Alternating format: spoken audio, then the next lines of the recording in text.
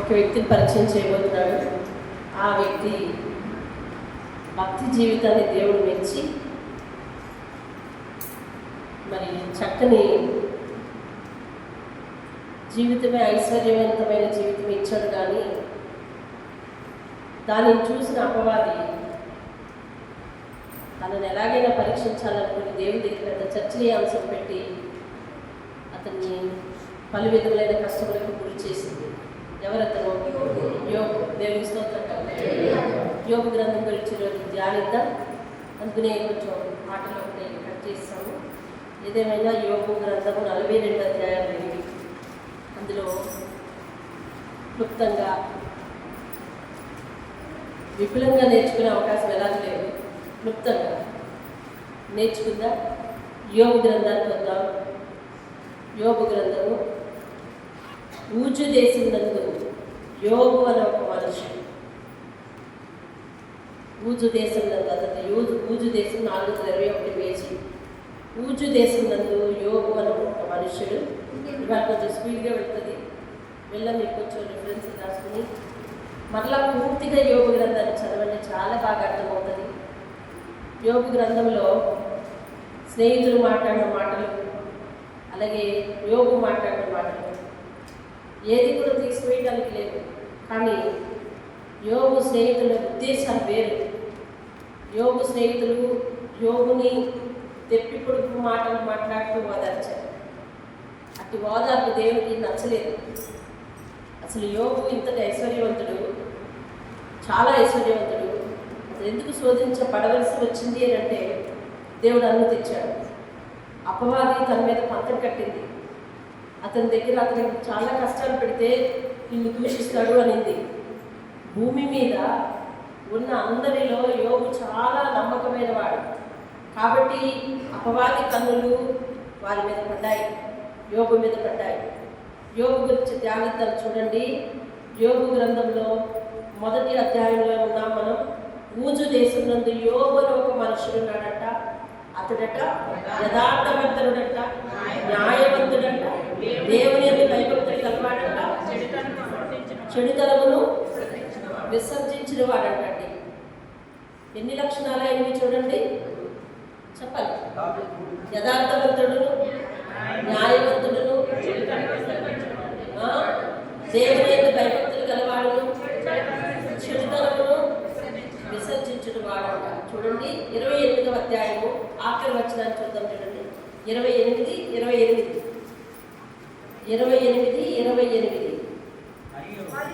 మరియు యెహోవా యందలి భయభక్తులే. ఏంటది చదవండి. యెహోవా యందలి భయభక్తులే జ్ఞానము. యెహోవా యందలి భయభక్తులే జ్ఞానము. యోబుకి ఏమున్నాయి? యెహోవా యందలి భయభక్తులు ఉన్నాయి.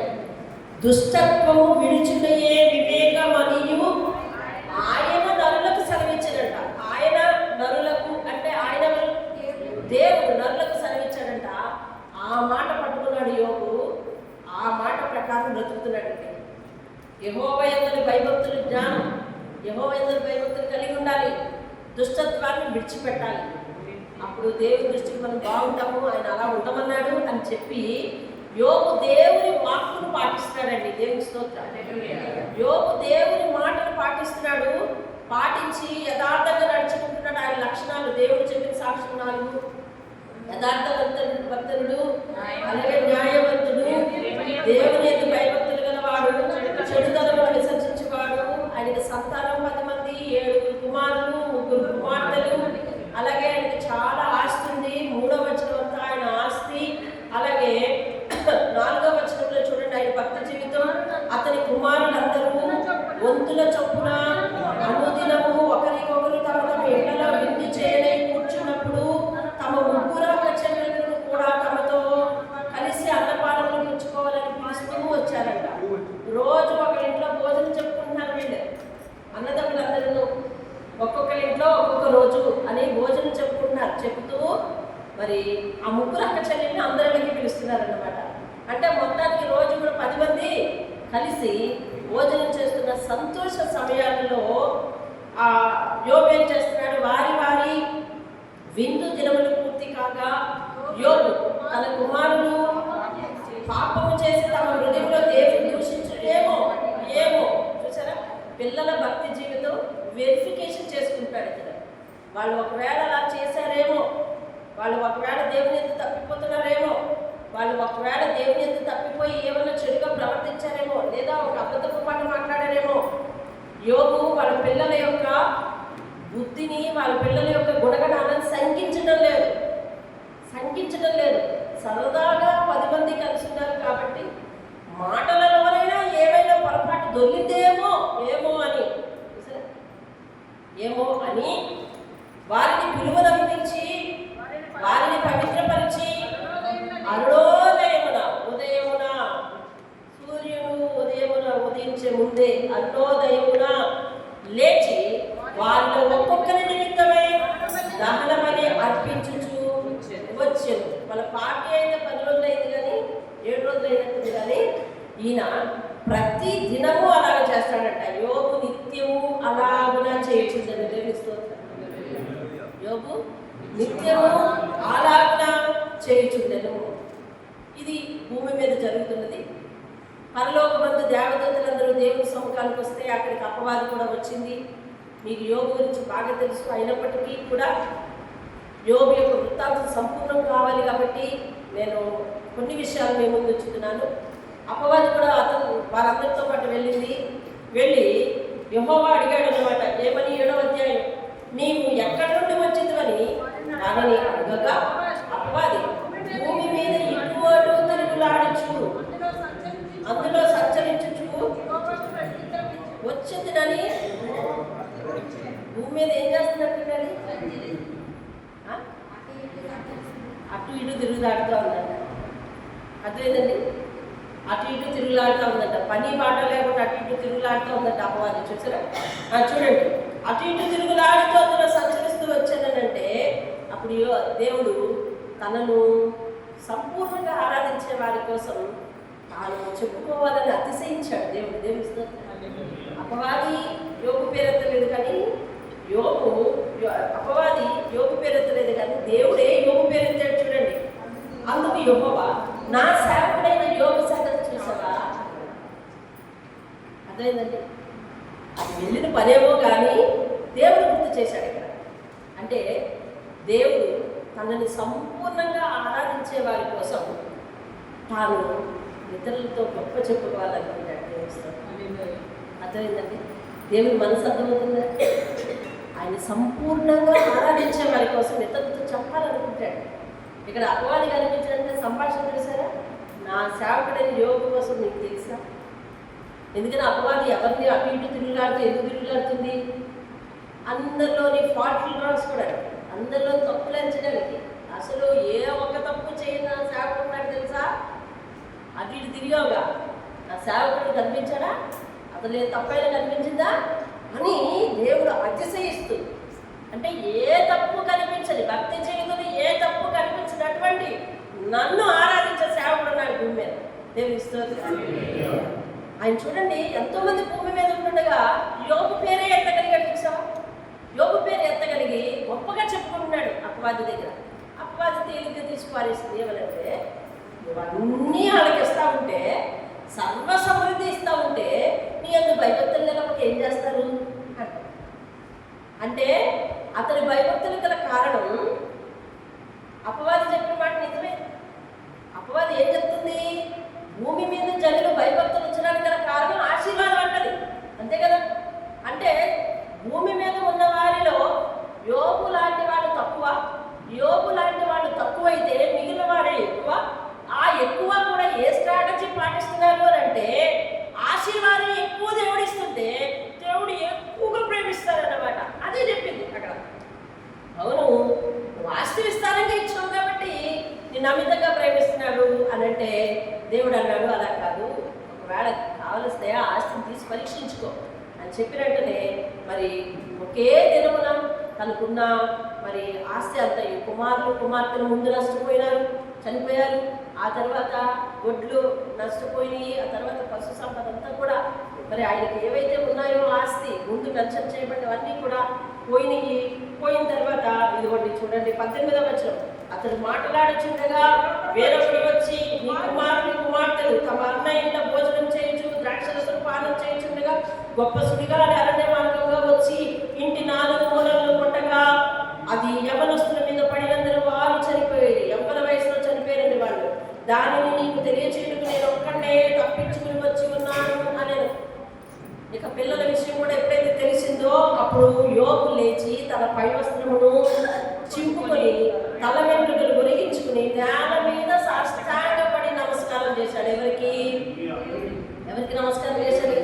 దేవునికి నమస్కారం చేశాడు. నమస్కారం చేసి అంటాడు, అయ్యా నేను తల్లి గర్భంలోంచి ఎలా వచ్చానో అలా మిగిలేనయ్యా. ఇప్పుడు నేను తల్లి గర్భంలో ఎలా వచ్చాను? అసలు నాకెవరు ఇక్కడ బంధుత్వం తెలియకుండా వచ్చాను, అంతే కదా.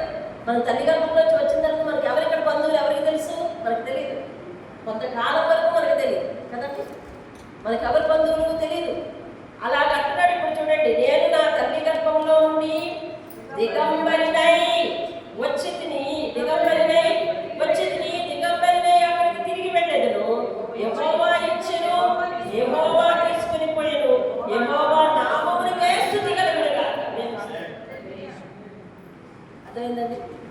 చెప్పాడు సింపుల్గా, అయ్యా తల్లి గర్భంలో నుంచి నేను వచ్చినప్పుడు నాకేం తెలియదు, నేనేం తీసుకురాలేదు, నాకు అసలు ఇక్కడ ఎవరి బంధువులో తెలియదు, ఏం సంపాదించాలో తెలియదు, ఏం తెలియదు, మధ్యలో అన్నీ నువ్వే ఇచ్చావు, ఇప్పుడు అన్నీ తీసేసుకున్నావు, తల్లి గర్భంలో అంటే ఎలా వచ్చాను అలాగే మిగిలేదు ఇంకా అని 22వ వచనం చూడండి, దేవుడు రాయించాడు ఆ విషయం.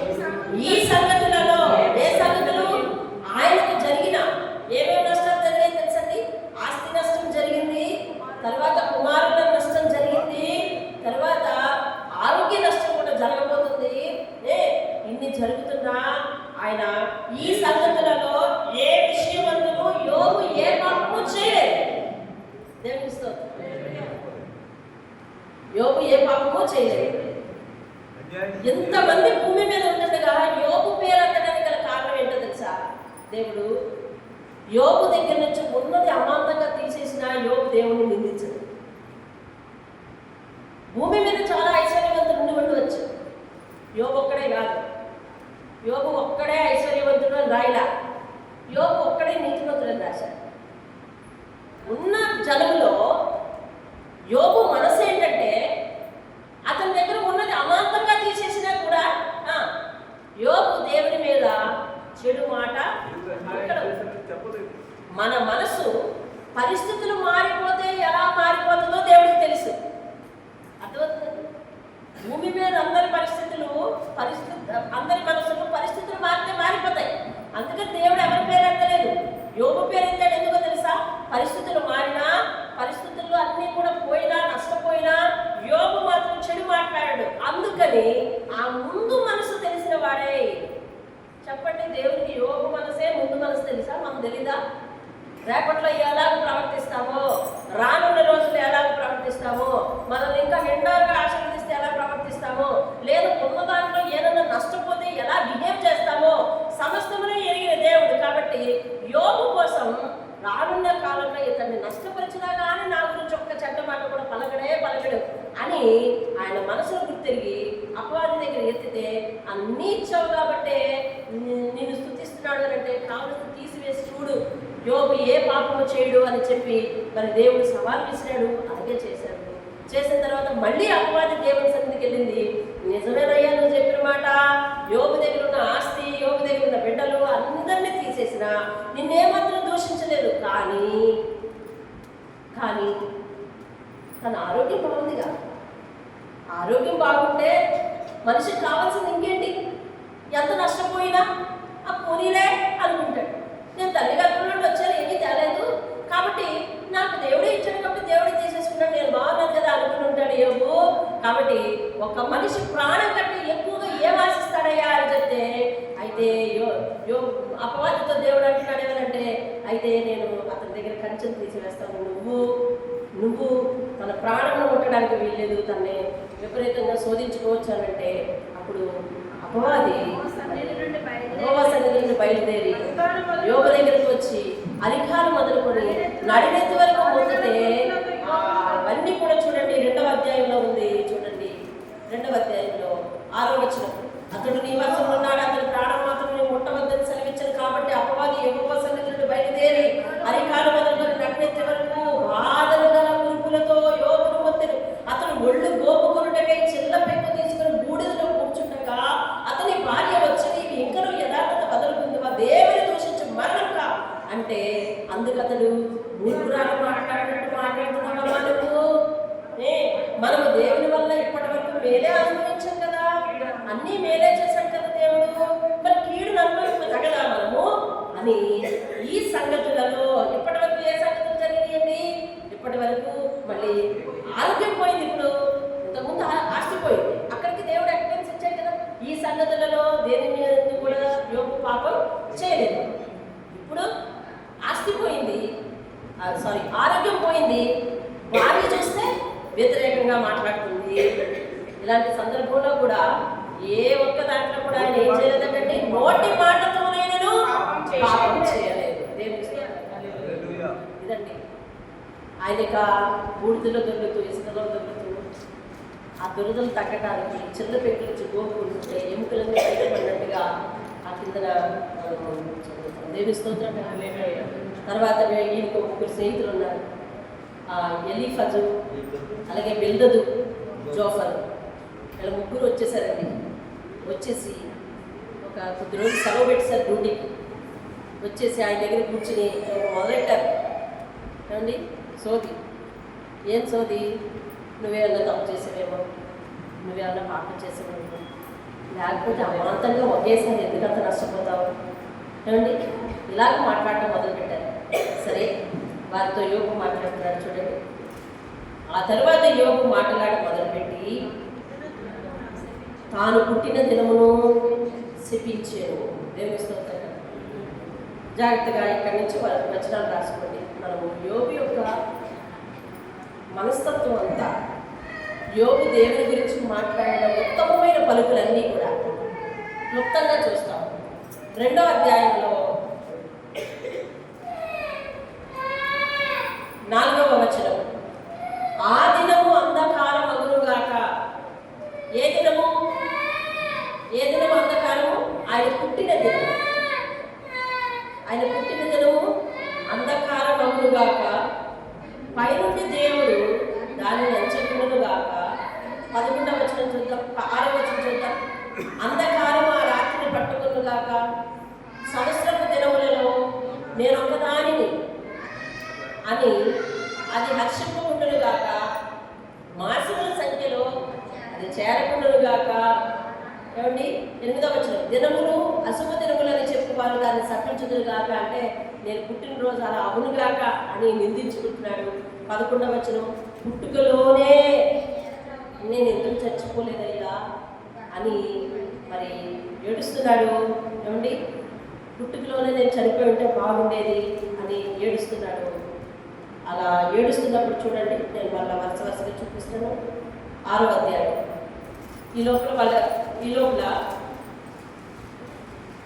ఏమని సపించుకున్నాడు, ఏమని బాధపడ్డాడంటే తన పుట్టిన దినం కోసం బాధపడ్డాడు. ఈ లోపల 4వ అధ్యాయము వాళ్ళ ఫ్రెండ్ మాట్లాడటం మొదలుపెట్టాడు. మీకు వరుసగా చూపిస్తాను. 4వ అధ్యాయము ఎలీఫజు మాట్లాడుతున్నాడు. 4, 5 అధ్యాయాలు ఆయన మాట్లాడతాడు. 6వ అధ్యాయం ఆయనకు సమాధానంగా దేవుడు యోగు మాట్లాడతాడు. ఎలా మాట్లాడతాడో తెలుసా? 2వ వచనం చూడండి. నా దుఃఖము చక్కగా తోచబడునుగాక, దాన్ని సరిచూచుటకై నాకు వచ్చిన ఆపద త్రాసులో పెట్టబడునుగాక. 9వ వచనం. దేవుడు తన ఇష్టానుసారముగా నన్ను నలుపునుగాక. దేవుని స్తోత్రం. ఏమనంటున్నాడు? దేవునికి ఇష్టం వచ్చినట్టుగా ఇంకా నన్ను శ్రమ పెట్టునుగాక అంటున్నాడు. ఇందులో ఏమైనా మీకు తప్పు దొరికిందా? లేదు. ఆ తరువాత అలాగూ యోగు మరి 7వ అధ్యాయం కూడా మాట్లాడితే 8వ వచనంలో వాళ్ళ స్నేహితుడు బిల్దదు మాట్లాడుతున్నాడు. 9వ వచనంలో అతనికి సమాధానం ఇస్తున్నాడు. ఇప్పుడు మనం మ్యాటర్ వరకు యోబే. 9వ వచనంలో అతనికి సమాధానం ఇస్తూ ఆయన అంటున్నాడు. 2వ వచనంలో 2వ లైన్. నరుడు దేవుని దృష్టికి ఎట్లు నిర్దోషి అవుతాడండి. అంటే ఈయన అన్నాడు, నువ్వు దోషివి, అందుకే దేవుడు నిన్ను శిక్షించాడు. నువ్వు యథార్థంగా ఉన్నావు అనుకుంటున్నావు, కానీ నీలో ఏదో దోషం ఉంది, ఆ దోషం పట్టుకున్నాడు దేవుడు అంటాడు. అతను ఈయన అంటాడు, నువ్వు చెప్పిన సంగతి నాకు అర్థమైంది. అసలు నరులు ఎంత నీతిగా ఉన్నా దేవుని ఎదుట నిర్దోషులుగా ఉండగలరా అని చూడండి.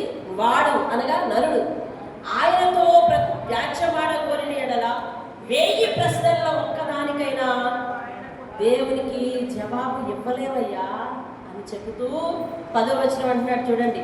ఎవడును తెలుసుకోలేని మహత్కార్యాలు ఆయన చేయగలడు, లెక్కలేనన్ని అద్భుతాలు ఆయన చేయగలడు. ఇదిగో ఆయన నా సమీపమునే గడిచిపోతున్నాడు, కానీ నేను ఆయన్ని కనుగొనలేను. ఆయన వచ్చి మనకున్నది పట్టుకెళ్ళిపోతూ ఉంటే ఎందుకు పట్టుకెళ్ళిపోతున్నావు అని ఎవరైనా అడగలరా అని అడుగుతున్నాడు చూడండి. ఆ కిందన నా చేరుకుని పోవచ్చున్నాడు కానీ ఆయన కనపడ్డు. ఆయన పట్టుకుని పోగా 12వ వచనం, ఆయన పట్టుకుని పోగా ఆయన అడ్డగింపగలవాడెవడు? దేవుని స్తోత్రం. దేవుడు ఎక్కడున్నాడంటే ఇంకా యోగు నా సమీపంలోనే ఉన్నాడు. ఆయనే వచ్చి అన్నీ పట్టుకొని వెళ్ళిపోయాడు. ఆయన ఇచ్చాడు, ఆయనే పట్టుకొని వెళ్ళిపోయాడు. ఆయన పట్టుకొని వెళ్ళిపోతున్నప్పుడు ఎందుకయ్యా పట్టుకొని వెళ్ళిపోతున్నావు నేను ఎలా అడగలను? ఆయనే ఇచ్చాడు కదా, ఆయన ఇష్టానుసారంగా నన్ను నలపని అంటున్నాడు. ఆయన దృష్టికి నేను నిర్దోషణ కాగలనా? అసలు ఒకవేళ అతడు ఏమన్నా 1000 ప్రశ్నలు వేస్తే అందులో ఒక్క ప్రశ్నకైనా జవాబు చెప్పగలనా నేను అని తను తాను ఎంతగా తగ్గించుకుంటున్నాడు చూడండి. దేవుని స్తోత్రం కలుగుతుంది. హల్లెలూయా. మాట విందాం చూడండి. 10వ అధ్యాయం 8వ వచనం. దేవుణ్ణి పొగుడుతున్నాడు. నీ హస్తములు నాకు అవయవ నిర్మాణం చేసి నన్ను రూపించి ఉన్నాను. నీవు నన్ను చివరికి మృంగివేసి ఉన్నావు. జగటమన్నుగా నీవు నన్ను నిర్మించింది. ఆ సంగతి జ్ఞాపకం చేసుకో అయ్యా. నీవు నన్ను మరలా మన్నుగా చేయువా? ఒకడు పాలు పోసినట్లు నువ్వు నన్ను పోసిద్ది కదా. తల్లి గర్భంలో మనల్ని ఎట్లా పోసాడంటే దేవుడు పాలు పోసినట్టు పోసాడంట. పోసి పెరుగు పేరబెట్టినట్టుగా మనల్ని ఒక ముద్దలాగా పేరబెట్టాడంటండి. చూడండి, పేరబెట్టి చూడండి, జున్నుగడ్డ ఒకడు పేరబెట్టినట్లు నీవు నన్ను పేరబెట్టింది కదా. ఇదండి మన బ్రతుకు. మనల్ని దేవుడు ఎలాగ తల్లి గర్భంలో పాలు పోసినట్టు పోసాడంట రక్తాన్ని. ఏమండి, మరి జున్నుగడ్డ పేరుకున్నట్లుగా రక్తం ముద్దను పేరబెట్టాడంట. పేరబెట్టి 11వ వచనం చూడండి. చర్మంతోనూ మాంసంతోనూ నీవు నన్ను కప్పితివి, ఎముకలతోనూ నరములతోనూ నన్ను సంధింపజేసేదివి. దేవుని స్తోత్రం కలుగును. అలాగ మన నిర్మాణం జరిగింది. దేవా నీవు నన్ను అలాగూ నిర్మించావయ్యా అని చెప్తున్నాడండి. దేవుని స్తోత్రం కలుగును. 11వ అధ్యాయంలో మరొక ఫ్రెండ్ మాట్లాడుతున్నాడు. 12వ అధ్యాయంలో యోబు అతనికి జవాబిస్తున్నాడు. ఏమని జవాబిస్తున్నాడు తెలుసా? 14వ వచనం చూడండి. ఆలోచించుము, ఆయన పడగొట్టగా, దేవుడు పడగొట్టగా ఎవరునూ మరలా కట్టజాలరు. ఆయన మనుషుని చెరలో మూసివేయగా తెరుచుట ఎవరికి సాధ్యము కాదు. కాబట్టి ఆయన నన్ను చెరలో వేశాడు, ఆయన నన్ను బాధ పెట్టాడు, కాబట్టి నన్ను రక్షించడం ఎవరి వల్ల కాదు, ఇది దేవునికి ఇష్టము అని చెప్తున్నాడు అనమాట. కాబట్టి మళ్ళీ ముందుకెళ్దాం చూడండి. 14వ వచనంలో మరణం గురించి చెప్తాడు. 14వ అధ్యాయం అంతా కూడా నరుని మరణం గురించి చెప్తున్నాడు. అలాగే చూడండి, నేను ముఖ్యమైన విషయాలు మాత్రం చదువుతాను. 7వ అధ్యాయం. వృక్షము నరకబడిన ఏళ్ళ అది తిరిగి చిగురిస్తుంది, దానికి లేత కొమ్మలు వేస్తాయి. అర్థమవుతుందండి? వృక్షం నరకబడితే మళ్ళీ చిగురించదా? వృక్షం అనగా చెట్టు నరకబడితే మళ్ళీ చిగురించదండి? చిగురిస్తుంది. దానికి లేత కొమ్మలు వేస్తుందన్న నమ్మకం ఉంది. దాని వేరు భూమిలో పాతులైపోయినా, దాని అడుగు మొత్తం మట్టిలో చీకిపోయినా, నీటి వాసన మాత్రం చక్కది మళ్ళీ చిగురిస్తుంది. 10వ వచనం. అయితే నరులు మరణమై కదలలేక పడి ఉందరు. నరులు ప్రాణం విడిచిన తరువాత వారు ఏమైపోవుదురో చూసారా? వారు ఏమైపోవుదురో మనకు తెలియదు. కాబట్టి ఈ ప్రాణము తృణప్రాయము. కాబట్టి ఇది మరలా చిగురించదు, ఇది నాశనానికే. కాబట్టి నేను చనిపోయిన తర్వాత నా ప్రాణం ఎట్టిపోతుందో కాబట్టి నాకు తెలియదు అని దేవుణ్ణి గొప్ప చేస్తూ, దేవుని కార్యాలను గొప్ప చేస్తూ తనను తాను తగ్గించుకుంటూ మాట్లాడుతున్నాడు. 15వ అధ్యాయంలో వాళ్ళ ఫ్రెండ్ మళ్ళీ మాట్లాడాడు. 16వ అధ్యాయంలో ఆయన యోబు ఏమో ఆయనకు సమాధానం ఇస్తూ అంటాడు. 4వ వచనం. నా స్థితిలో మీరుండిన ఎడల నేను కూడా మీలా మీలాగే నేను మాట్లాడతాను కానీ ఏమండి 5వ వచనం ఏం చెప్తాడంటే తెలుసా, అయినను నేను నా నోటి మాటలతో మిమ్మల్ని బలపరుస్తాను. దేవుని స్తోత్రం. ఏమంటాడండి, నేను ఈ స్థితిలో ఉన్నాను కాబట్టి మీరు నన్ను బాధపడుతూ మాట్లాడుతున్నారా, కానీ మీరే కానీ నా స్థితిలో ఉంటే నేను ఎలా మాట్లాడుతానో తెలుసా?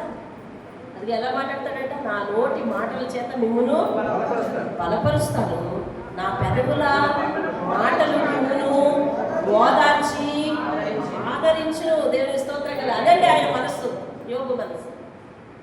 యోబు ఎవరైనా కష్టాల్లో ఉంటే ఏం చేస్తాడంట? ఓదార్పు మాటలు మాట్లాడతాడు, ఆదరణ మాటలు మాట్లాడతాడు. నేను ఈ స్థితిలో ఉంటే మీరు మాట్లాడుతున్న విధానం చాలా బాధాకరంగా ఉంది, కానీ మీరు నా స్థితిలో ఉంటుంటే నేను ఎలా మాట్లాడుతుందో తెలుసా? నా మాటలు మీకు ఓదార్పునిస్తాయి, అలా మాట్లాడుతుంది. అంటే వీళ్ళకి ఓదార్పుగా మాట్లాడడం రాలేదన్నమాట. చూడండి అందులో 21వ వచనం, నరపుత్రుని విషయమై 2వ లైన్, నేను దేవుని తట్టు దృష్టి ఉంచి కన్నీళ్లు ప్రవాహముగా విడిచుచున్నాను. దేవుని స్తోత్రం. వీళ్ళు మాట్లాడుతూనే ఉన్నారంట, కానీ యోబు ఏం చేస్తున్నాడంటే తెలుసండి, కన్నీళ్లు ప్రవాహం వలె విడుస్తూ ప్రార్థన చేస్తున్నాడండి. దేవుని స్తోత్రం. అంటే యోబు వీళ్ళ మాటలు వింటున్నాడు, మనసులో నీరసిస్తున్నాడు, బాధపడుతున్నాడు, కృంగిపోతున్నాడు. వీళ్ళకి తిరిగి దేవుని కోసం సమాధానం చెప్తున్నాడు. ఏమి ఆయన అన్నీ ఇచ్చేవాడే కానీ తీసుకునేవాడు కాదా? ఆయన మన ప్రాణాన్ని ఎలా చేశాడు? ఆయనతో ఆయన 1000 ప్రశ్నలు వేస్తే మనం ఒకదానికైనా సమాధానం చెప్పగలమా? ఆయన నా సమీపంలో ఉన్నాడు, ఆయనే పట్టుకెళ్ళి వెళ్ళిపోయాడు. ఆయన పట్టుకుని వెళ్ళిపోతుంటే ఎందుకు పట్టుకెళ్ళిపోతా నేను అడగలనా? ఏమంటే ఎన్ని మాటలు మాట్లాడుతున్నాడు చూడండి, ఎంత చక్కగా మాట్లాడుతున్నాడు. ఇందులో దేవునికి మీద ఒక్కటైనా అపవాదం మోపేలాగా యోబు మాట్లాడలేదు. ఇప్పుడు అంటాడు, నేను దేవుని తట్టు దృష్టి ఉంచి కన్నీళ్లు ప్రవాహంగా విడిచుచున్నాను. కొద్ది సంవత్సరాలు గతించిన తర్వాత తిరిగి రాని మార్గంలో నేను వెళ్ళవలసింది కదా. ఏమంటాడు, నేను ఉంటాను, కొద్ది సంవత్సరాల తర్వాత చచ్చిపోను కదా ఎలాగా, అందుకని నేను అలాగే ఇప్పుడు అవుతున్నాను. ఏమైంది ఇందులో? దేవుడు చేసిన తప్పేముంది అడుగుతున్నాడు. దేవుని స్తోత్రం. వాళ్ళు చేతి ఏమంటున్నారండి, కొద్ది దినములు అయిన తర్వాత మనము ఎక్కడికి వెళ్ళాలంట? తిరిగి రాని ప్రయాణం చేయాలి. అలాగే ఇప్పుడు అది నాకు ముందు జరుగుతుంది, నేను ముందుగా వెళ్ళిపోతున్నాను అని వాళ్ళ స్నేహితులతో దేవుణ్ణి గెలిపించడానికి మాట్లాడుతున్నారు. దేవుని స్తోత్రం. వాళ్ళేమంటున్నారంటే, వాళ్ళు కూడా దేవుని గుర్తునే మాట్లాడుతున్నారు, కానీ దేవుడు ఏదో ఒక తప్పు చూశాడు, అందుకే నువ్వు ఇలా నాశనం అయిపోయావు అంటున్నారు. వాళ్ళ మాటల సారాంశం అది, వాళ్ళ మాటల సారాంశం అది. కాబట్టి మళ్ళీ 18వ వచనం 17వ వచనము ఆయన 15వ అధ్యాయం ఆయన మాట్లాడాడు, 18వ అధ్యాయము ఇంకో ఫ్రెండ్ మాట్లాడాడు, ఇంకో ఫ్రెండ్ మాట్లాడితే 19వ అధ్యాయంలో ఆయన సమాధానం చెప్తున్నాడు. ఎలా తెలుసా? ఎన్నాళ్ళర్రా మీరు నన్ను బాధపడతారు, ఎన్ని రోజులు సెలవు పెట్టారర్రా డ్యూటీకి అండి, ఎన్ని రోజులు సెలవు పెట్టారు? 2వ అధ్యాయంలో చివరిలో ఉందండి, 2వ అధ్యాయం చివరిలో కాదు, చూడండి 2వ అధ్యాయము 13వ వచనంలో ఉంది. అతని బాధ అత్యధికముగా ఉండేదని గ్రహించి ఎవరినూ అతనితో ఒక్క మాట అయినను పలుకక రేయి పగలు 7 దినములు అతనితో కూడా నేలను కూర్చుంటారు. ఎవరిళ్ళు? స్నేహితులు. 7 రోజులు అక్కడ సెలవు.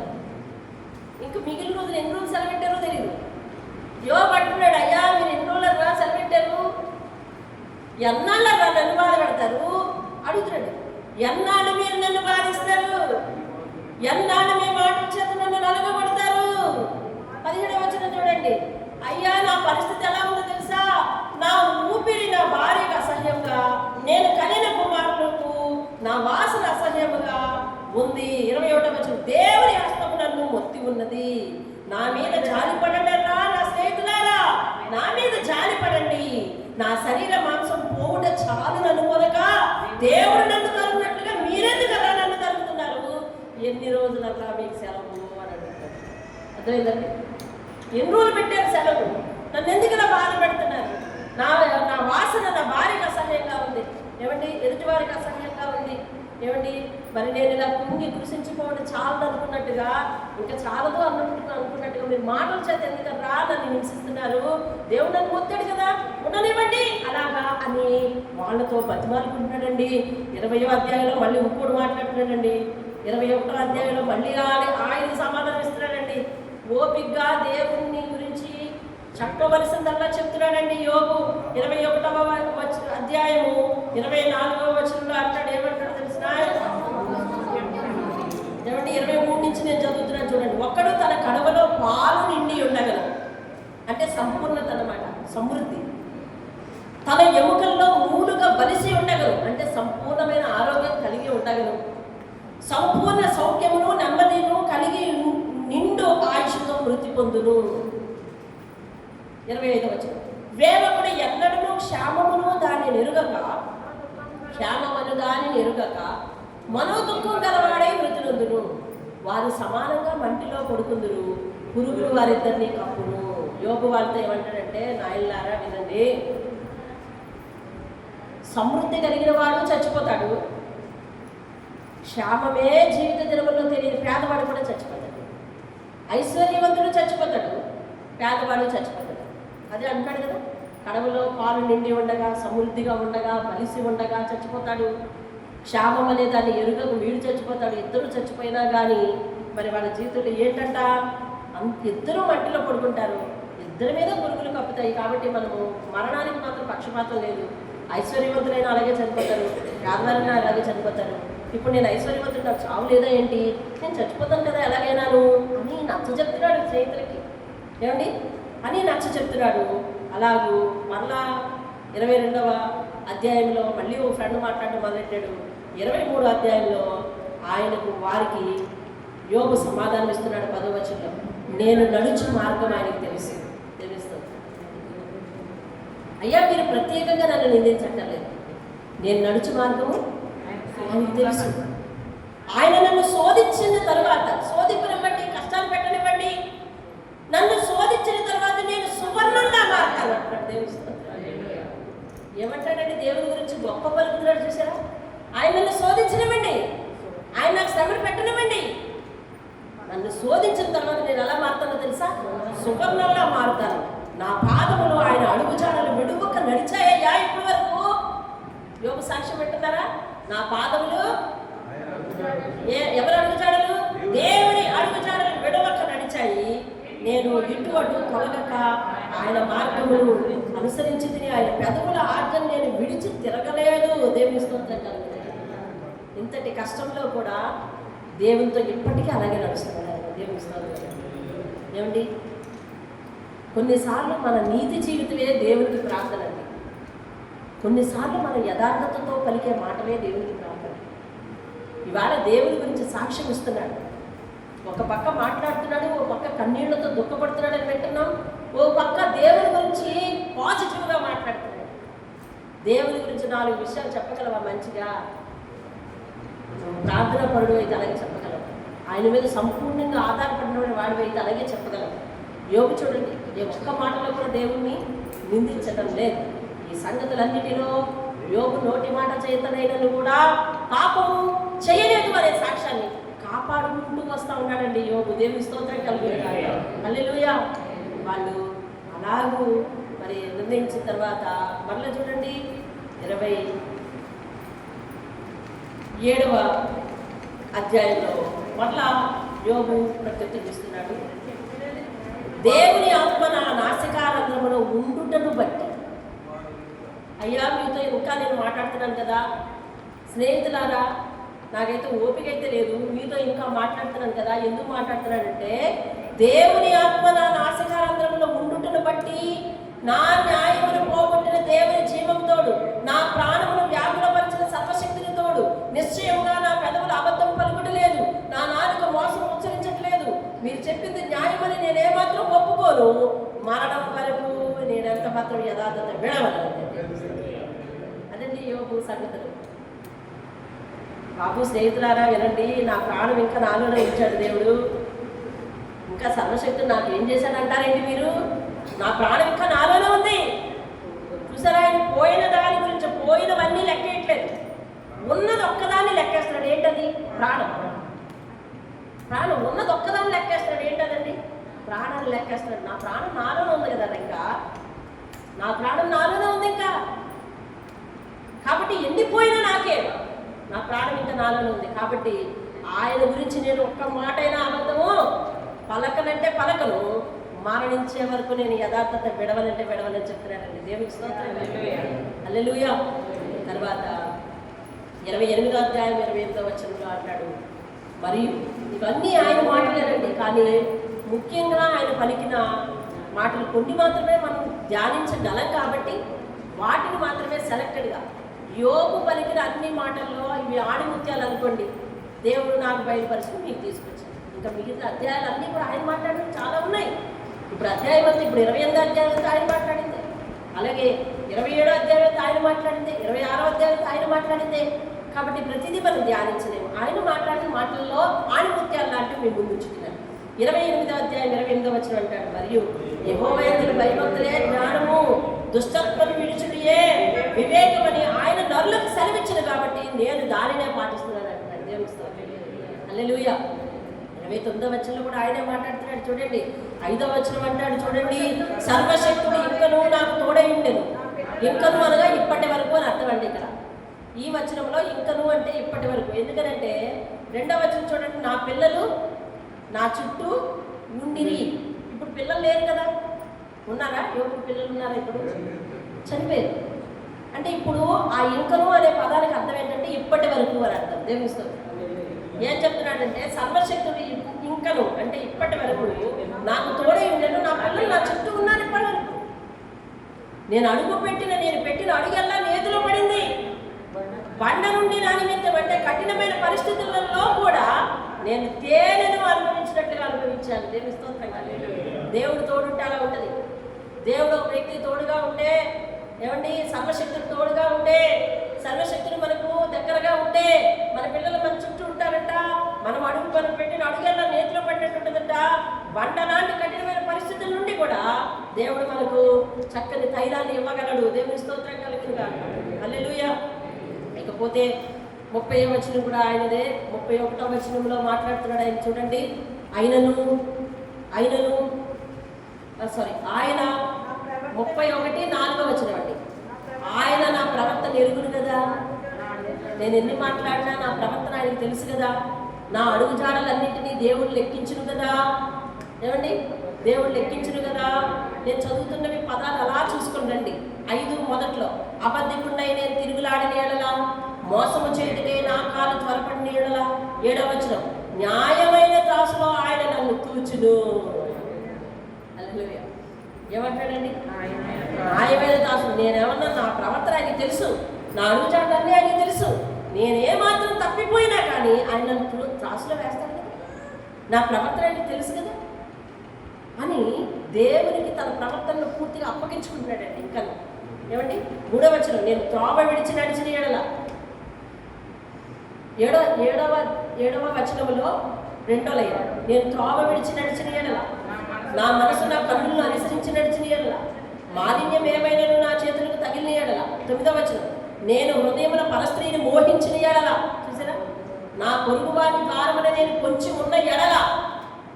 11వ వచనం, నా పనివాడైనను నా పనికత్తి అయినను నాతో వ్యాజ్యమనగా నేను వారి వ్యాజ్యము అంటే వారి విన్నపాన్ని నిర్లక్ష్యము చేసిన ఎడల.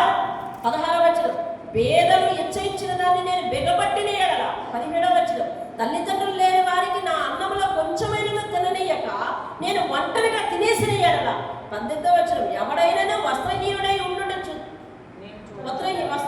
చచ్చుట నేను చూడగా, పేదలకు వస్త్రం లేకపోవడం నేను చూడగా, వారి దేహములు నన్ను దీవింపకపోయిన ఎడల. చూసారా, 22వ వచనం, కానీ నేను అలాగూ చేయలేదు. ఏమంటాడండి? నేను అలాగూ ఇన్ని సిచ్యువేషన్లో ఆయన యథార్థంగా నడిచాడు. ఇన్ని సిచ్యువేషన్లో యథార్థంగా నడిచాడు. మరొక మాట చూడండి, 30వ వచనం, నేను అలాగూ చేయలేదు. చాలు, నేను అలాగూ చేయలేదు. ఎలా చేయలేదు అంటాడు తెలుసా? పైన ఇన్ని విషయాలు చెప్పాడు. 25వ వచనం చూడండి, 24వ వచనం చూడండి, సువర్ణము నాకు ఆధారం అనుకున్న ఎడల, నా ఆశలు నీవే అని బంగారంతో నేను చెప్పిన ఎడల, అంటే నాకు ఆస్తి ఉంది కానీ నేను బంగారాన్ని ఆధారం చేసుకోలేదు. నువ్వే నాకు దిక్కు, నువ్వే నాకు ఆశ్రయమే నేను బంగారంతో చెప్పలేదు. దేవుడు మనల్ని ఆశీర్వదించి అనేక వస్తువులు ఇస్తుంటాడు. అర్థమైందండి? మనం ఏమనుకోవాలి తెలుసా? కనపడకపోతే దేవా నువ్వే ఇచ్చావు, నువ్వే తీసుకున్నావు అని బెంగ లేకుండా ఊరుకోవాలి.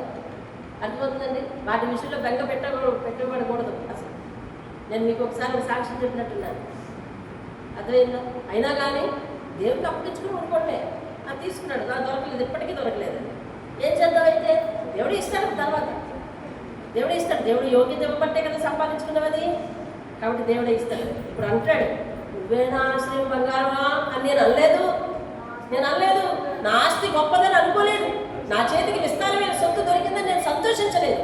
సూర్యుడు ప్రకాశించినప్పుడు కానీ, చంద్రుడు మిక్కిలి కాంతివంతంగా కనిపించినప్పుడు కానీ నేను నా చేతితో వారిని ముద్దు పెట్టుకోలేదు. అంటే నాకు మూఢనమ్మకాలు లేవు చెప్తున్నాడు. అంటే ఇతను దేని మీద ఆధారపడ్డాడండి? దేవుని మీద ఆధారపడ్డాడు. దేవుని స్తోత్రం. ఇప్పటికి ఎప్పుడైనా దేవుడు ఆశీర్వదించి బంగారం చెవులీలో లేకపోతే బంగారం పట్టీలో ఇచ్చారనుకోండి, అర్థమైందా? దేవాన్ని వీటిని ఇచ్చినందుకు స్తోత్రాలు ప్రభావాన్ని దాని మీద చెయ్యటి నొక్కి పరమునున్న దేవుని చేసి చూడండి. అంతేగాని ఇది తీసుకుని కళ్ళకద్దుకోకండి. అర్థమవుతుందా? అలా చేయకూడదు. అది తీసుకుని కళ్ళకద్దుకోకూడదు. దేవా ఇది నువ్వే ఇచ్చావైనా దాని మీద చెయ్యేసి నొక్కండి. దేవా ఇది నీకు దయచేసింది నాయన, నువ్వు ఇచ్చావైనా పరమునున్న దేవుని చూడగలగాలి. దేవుని స్తోత్రం కలగాలి. అప్పుడు అది మనల్ని ఇన్ఫ్లుయెన్స్ చేయాలి. అలాగే సూర్యుడిని చూసి చంద్రుడిని చూసి, అంటే రాత్రి కూడా ఉదయాన్నే లేచినట్టుగానే సూర్యుడిని చూస్తాడు. చూసి అమ్మయ్య వచ్చావా. సాయంత్రం అయ్యేసరికి సాయంత్రం ఎవరు వెళ్తునిస్తారు? చంద్రుడిని వెళ్తునిస్తారు. అది చూసి మా నాన్నగారికి అలవాటు ఉండేది దేవుని నమ్ముకోకుండా. ఉదయాన్నే పడక మీద నుంచి లేస్తుండగా పద్మ ఎక్కడ ఉంది అని నన్ను పిలిచేవారు. నేను చాలాసార్లు విసుకుండేదాన్ని. ఖచ్చితంగా ఇప్పుడు ఉన్న పనిలోంచి లేచి వెళ్ళాలి. చదువుకుంటుంటే చదువుకున్న దగ్గర నుంచి లేచి వెళ్ళాలి. అలాగే నెల్లపూడి పేదలు కనిపించిందంటే పైన ఎక్కడైనా చూశారంటే అక్కడి నుంచి కళ్ళు మూసుకొని వచ్చేసి గోడలు తడుముకొని లేదా స్తంభాలు తడుముకొని ఎక్కడున్నామని కేకలు వేసుకుంటూ వచ్చి దేవుణ్ణి ఎప్పుడైతే నమ్మాడో ఆయన వెంటనే అవన్నీ విడిచిపెట్టాడు. అట్లా చూడటం ఇంకా దేవుడికే ప్రార్థన మారాలండి. మనసు మారాలి. ఇంకా మనలో మూఢనమ్మకాలు అర్థమైందండి. అప్పుడప్పుడు జరుగుతున్న సంఘటన బట్టి ఇంకా మూఢనమ్మకాలు ఇంకా మనుషులు బ్రతుకున్నాయని నాకు అర్థమవుతుంది. ఏమండి? మూఢనమ్మకాలు. అశుభ కార్యానికి వెళ్ళకూడదు. ఏమండి? మంగళవారం వెళ్ళకూడదు, లేకపోతే శుక్రవారం వెళ్ళకూడదు, లేకపోతే ఇలా ఉన్నప్పుడు వెళ్ళకూడదు, అలా ఉన్నప్పుడు పెళ్లి చట్ట అయితే వెళ్ళకూడదు. అర్థమవుతుందా? ఇలాంటివి ఎన్నెన్నో ఇలాంటివి అసలు మంచిది కాదండి. మనకి దేవుడు అసాధ్యమైన కార్యాలు సుసాధ్యమైన చేశాడు అని అంటే దేవుడి మీద ఆధారపడాలి. మనం అంటే ఇతను ప్రకృతి మీద ఆధారపడలేదు. ఎవరి మీద ఆధారపడ్డాడు? తనకిచ్చిన ఆస్తిపాస్తుల మీద ఆధారపడలేదు. ఎవరి మీద ఆధారపడ్డాడంట? కాబట్టి మీరు కూడా అలా చేయకండి. దేవుడు ఎవరైనా వస్తువులు ఇస్తే ఒకవేళ పోయినాయి అనుకోండి, దేవా పోయినాయి స్తోత్రం నువ్వు మళ్ళీ అని చెప్పి ప్రార్థన చేసుకోండి. వస్తే అది వస్తుంది, లేకపోతే దానికంటే డబ్బులు సంపాదించుకుంటాం. ఆమెనని చెప్పు, దానికంటే డబ్బులు సంపాదించుకుంటాం అంతే. ఏమండి? చూడండి ఫలములున్న 27వ వచనం, నా హృదయం రహస్యంగా ప్రేరేపింపబడి వారి తట్టు చూసి నా నోరు ముద్దు పెట్టిన ఫలములున్న దేవుని దృష్టికి నేను వేషధారణ అవుతాను. నేను అలా చేస్తే ఎవరి దృష్టికి వేషధారణ అంటే మనం దేవుని దృష్టికి వేషధారణ అంట. అర్థమైందండి?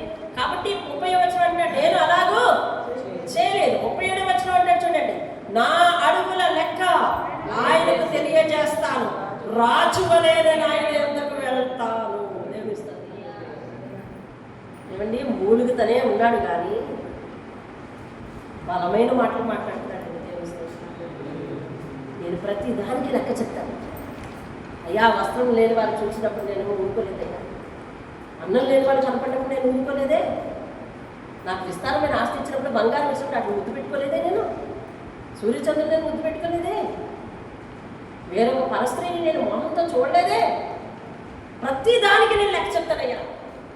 ఎలాగంటే తెలుసా? దేవుడి దగ్గరికి లెక్క చెప్పడానికి ఎలా వెళ్తాడని తెలుసా? వాళ్ళు ఎత్తుకుని వెళ్తాడంటే దేవుని స్తోత్రం కలిగి ఆయనలాగా అంత పురుషుని కనపడలేదు. అంత ధైర్యంగా చెప్తున్నాడు. ఎవరెదుకు చెప్తున్నాడు తెలుసా? తోటాలు పొడిచేస్తున్న వాళ్ళ దగ్గర చెప్తున్నాడు. స్నేహితుల దగ్గర చెప్తున్నాడు, లేదయ్యా నీలో ఏదో తప్పు ఉంది, లేదయ్యా నీలో ఏదో తప్పు ఉందని నీకు కోపం వచ్చేసింది. యోగి కోపం వచ్చేసి అంటున్నాడు, నాయనా పోనీనే నా ప్రవర్తన ఆయన ఎరగలేదు కదా, నన్ను ఆయన త్రాసులో చూస్తాడు కదా. ఇదిగో ఇక్కడ అన్నీ చెప్తున్నాడు. నేను త్రోవ విడిచి నడిస్తే ఆయన మాటలు మానేస్తే, ఏమండి అబద్ధకుడు నేను తిరిగితే, మోసం చేయడం నా కాలు పడితే, నేను ఆస్తిని చూసి గర్వపడితే అన్నీ ఆయనకి లెక్క తెలుసు. నా ప్రతి అడుగు జాడకు నేను లెక్క చెప్పడానికి రాజులాగా ఎంత ఆయన దగ్గర కట్టాడు. హల్లెలూయా. ఎంత ఆయన భక్తి మీద ఆయనకు గురియో చూడండి. 32వ అధ్యాయం నుంచి 37వ అధ్యాయం వరకు స్నేహితులు కోపం వచ్చేసింది. కాళ్ళే మాట్లాడేసరి ఈయనకు అవకాశం ఇవ్వలేదు. 37వ అధ్యాయం వరకు. అప్పుడు 38వ అధ్యాయంలో దేవుడు మాట్లాడుతున్నాడండి యోగుతో. ఎవరితో? ఇప్పుడు దేవుడు రంగంలోకి దిగాడు. దేవుడు మాట్లాడుతున్నాడు ఇప్పుడు.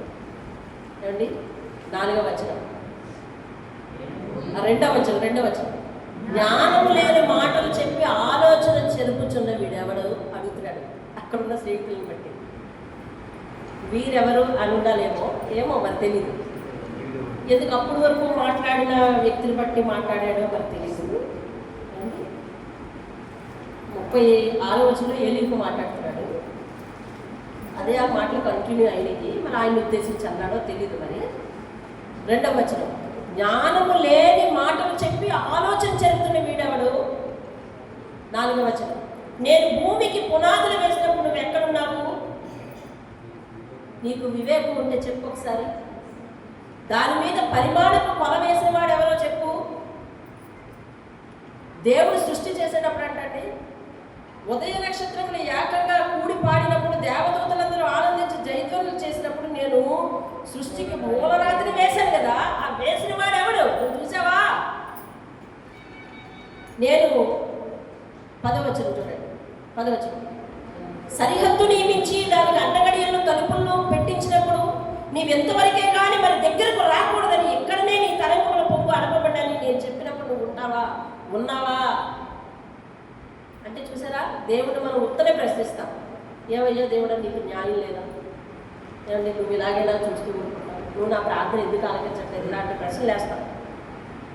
దేవుడు అడిగే ఈ ప్రశ్నలకు మనం జవాబు చెప్పగలమా? లేదు. అది చూడండి 16వ వచనం, సముద్రపు ఊటలోనికి నువ్వు రాగలగవా? మహాసముద్రపు అడుగున నువ్వు సంచరించగలవా? మరణ ద్వారములు నువ్వు తెరవగలవా? మరణాంధకార ద్వారములు నువ్వు చూచావా? భూమి వైశాల్యంతో నువ్వు గ్రహించగలవా? నీకేమన్నా తెలిస్తే చెప్పు అంటే మిగిలిన వాళ్ళందరూ పాపం ఎక్కడికి ఎక్కువ అనుకుంటా కూర్చున్నారు చక్కగా. 23వ వచనం, ఆపత్కాలము కొరకు. జాగ్రత్తగా ఈ పాయింట్ని మీరు గుర్తుపెట్టుకోవాలి, రాసుకోవాలి. ఆపత్కాలము కొరకు. ఆపత్కాలం ఇంకా ఎక్కడుంది? రాబోయే రోజుల్లో వచ్చేది రాకడ దినము గురించి. ఆపత్కాలము కొరకు, యుద్ధము కొరకును, యుద్ధ దినము కొరకును నేను దాచి ఉంచిన వడగండ్ల నిధులు. ప్రకటన గ్రంథంలో ఉంది, వడగండ్లు ఆకాశం నుంచి కురుస్తాయి. ఏమండి దేవుడట ఆ ఆపద్దినము కొరకు వడగండ్ల నిధుల్లో దాచించాడు. అవి నువ్వు చూసావా అని అడుగుతున్నాడు యోగుడు. ఏమండి 39వ అధ్యాయం అంతా దేవుడు మాట్లాడింది. 40వ అధ్యాయం కూడా దేవుడు మాట్లాడింది. 41వ అధ్యాయం దేవుడు మాట్లాడింది. ఇప్పుడు 42వ అధ్యాయాన్ని యోగు దేవుడికి సమాధానం ఇస్తున్నాడు. యోగు దేవునితో మాట్లాడుతాడు. ఏమని తెలుసా? అయ్యా నాకు తెలుసయ్యా నీ శక్తి, నీవు సమస్తము చేయగలవని. దేవుని స్తోత్రం కలగలే.